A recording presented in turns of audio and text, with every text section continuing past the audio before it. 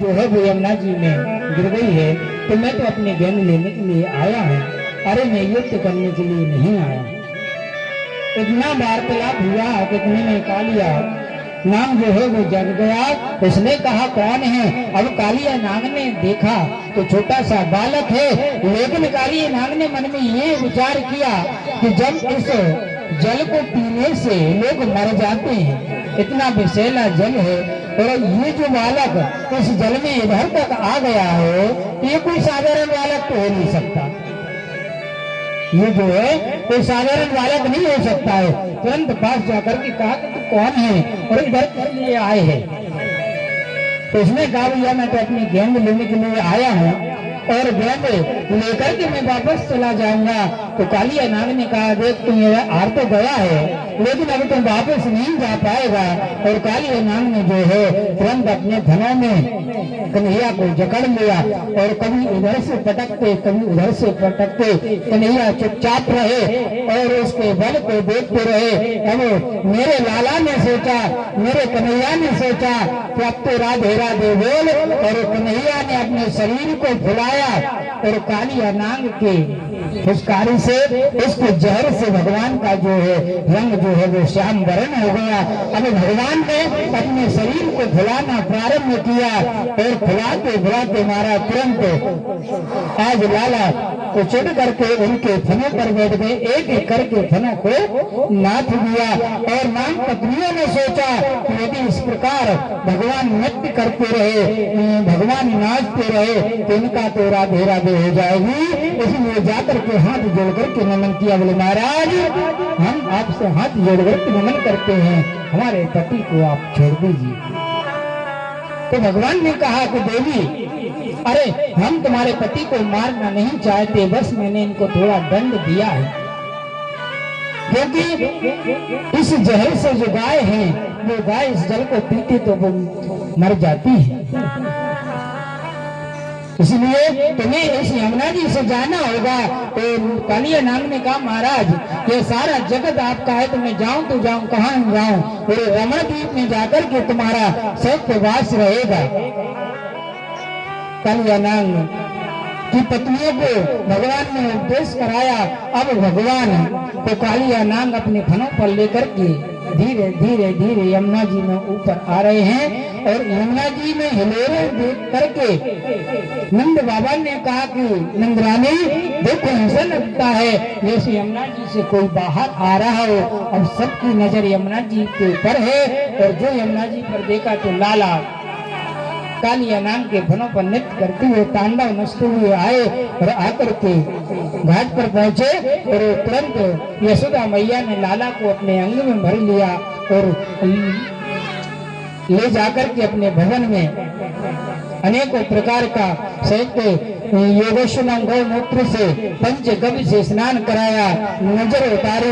इस प्रकार के लाला से सारा ब्रजवासी, सारे वृंदावन के जो भी हैं, बाल गोपाल से लेकर के ग्वालन से लेकर के सखियन तक आज लाला से इतना प्रेम करते हैं कि लाला कोई जब तक ना देखें जब तक भोजन नहीं करते।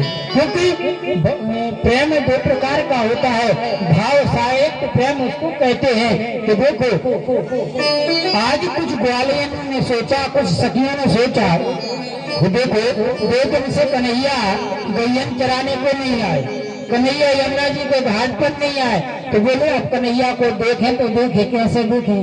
क्योंकि ऐसे तो नंद रानी के भवन में जा नहीं सकते, ऐसे बिना काम के तो हम जा नहीं सकते। या फिर उनके यहाँ कभी सत्यनारायण भगवान की कथा हो तो पहुंच जाओ। अब लाला को तो देखना है। अब लाला को देखने तो कैसे?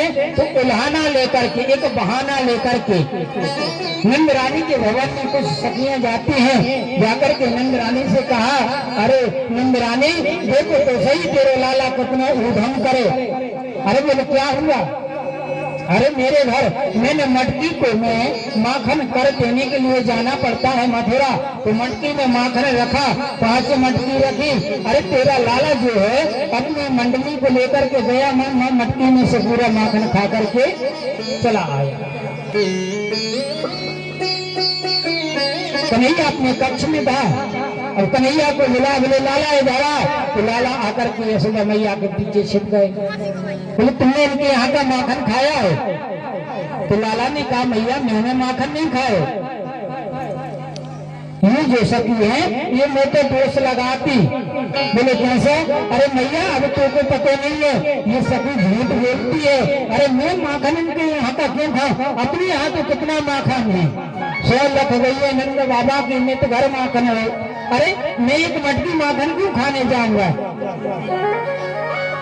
आज जो जगत को नचाता है यशोदा मैया उनको डांटती है, लाला को डांटती हैं। बोले सखी आज के बाद मेरा लाला तुम्हारे यहाँ माखन चोरी करने नहीं आएगा।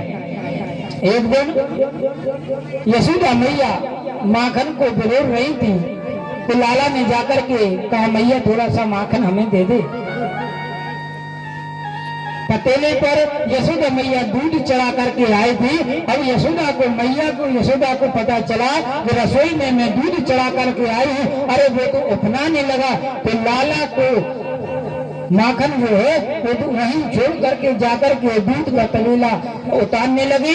अब तो लाला ने अपना मुंह को फुला लिया, गुस्सा में लाल क्रोध हो गया। बोले मैया आज जाकर के मैं संगवाल वालों से कह दूंगा कि मैं तुम्हारा लाला नहीं हूँ। बोले क्यों? क्योंकि तूने मुझे माखन नहीं दिया। अरे पहले मुझे माखन खिला उसके बाद कोई कार्य करना। इस प्रकार लाला की अनेक लीलाएं हुई। और आज लाला ने अपनी बंसी को लिया, यमुना जी के घाट पर पहुंच करके कदम के डाल पर लेट करके आज बंसी को बजाया। और इतनी मधुर बंसी बजाए, इतनी मधुर बंसी बजाए कि बरसाने से राधा जी दौड़ी दौड़ी आई। सारे ब्रजवासी, सारी ग्वाल यथार्थपुरी प्रधान सखियां आज द्वारक योगेश्वरम दौड़ करके आए और आकर के कदम के डाल के पास खड़ी हो गए। और ललिता आई, ललिता आकर के खड़ी हो गए। भगवान की बांसुरी बज रही है। और अब जब राधा जी आई तो आकर के कन्हैया की बांसुरी को पकड़ लिया। कन्हैया ने कहा राधा तूने मेरी बांसुरी को क्यों पकड़ा? तो राधा ने कहा देख कन्हैया अरे तू ऐसी बंसी मत बजाया कर। लाला यदि तू बंसी बजाता है तो तू गाया मत कर। बोले क्यों? क्योंकि हम सखियन को बहुत दुख होता है। बोले कैसे? हमारी बंसी, हमारा स्वर, हमारी इच्छा हम चाहे बजाए, तुम कौन रोकने वाले? तुम कौन होती हो? अरे मेरी बंसी है, मेरी मुरली है, मेरा मन जब चाहेगा मैं बजाऊंगा। हमारी बंसी है, आपको क्या तकलीफ है? राधा जी कहने लगी अब मैं बताती हूँ तकलीफ है क्या। ये जो ललिता है ना ये अपने पति को भोजन परोस रही थी। सुनो लाला तुम कहते हो कि तुम लोगों को क्या, हम लोगों को क्या मुसीबत भोगनी पड़ती है। सुनो ये जो ललिता है ना, बोले हाँ ये अपने पति को भोजन परोसने के लिए गई। बोले हाँ गौशाला में बैठकर के इनके पति भोजन करते हैं, वही गाय बनी थी, वही चारा रखा था। और जब तुमने बंसी बजाई तो ये ललिता, ये सखी तुम्हारे बंसी की धुन में, तुम्हारे प्रेम में इतनी वशीभूत हो गई कि वो जो थाली थी ना वो गाय को रख दी। जो गाय का चारा था वो अपने पति को थाली में रख करके पति बोलता रहा, बुलाता रहा और ये दौड़ी दौड़ी आकर के तुम्हारे पास पहुंच गई। ये दुख है। आज ये सखी आकर के तुम्हारे पास खड़ी है, अब जाकर के अपने घर जाएगी, इसकी सासू इसको गाली देगी, इससे लड़ेगी, ये दुख है। अरे लाला तुम बंसी बजाते हो, एक दिन निश्चित कर लो, ऐसी रोज तुम बंसी मत बजाया करो। तो कन्हैया ने कहा राधा यदि तुम कहती हो चलो ठीक है, शरद पूर्णिमा के दिन हम लोग महारास करेंगे। उस महारास में सारी गोपियां आकर के हम सब लोगों के साथ में महारास करेंगे। एक दिन निश्चित हो गया। आज राधा जी बहुत प्रसन्न हुई। इस प्रकार आगे चल के चीरहरण अनेक लीलाएं भगवान ने की हैं। एक रूपस्व देवता तत्र रूपानाम। भगवान जब गैयन को चराने के लिए आज संयुक्त जंगल में पहुंचे, वन में गए तो मधुमंगल श्री रामा, तो भगवान सभी ग्वाल वालों के साथ अपने भाव से भगवान का भजन करते नृत्य करते हुए वंश में जाते हुए चले जाते हैं। इधर कंस ने अघासुर को भेजा, अजगर के रूप में गया, भगवान ने उसका उद्धार किया। बकासुर को भेजा, भगवान ने उसका भी उद्धार कर दिया। अनेक राक्षस कंस ने भेजे, लेकिन भगवान एक एक कर सबका उद्धार करते जाते हैं।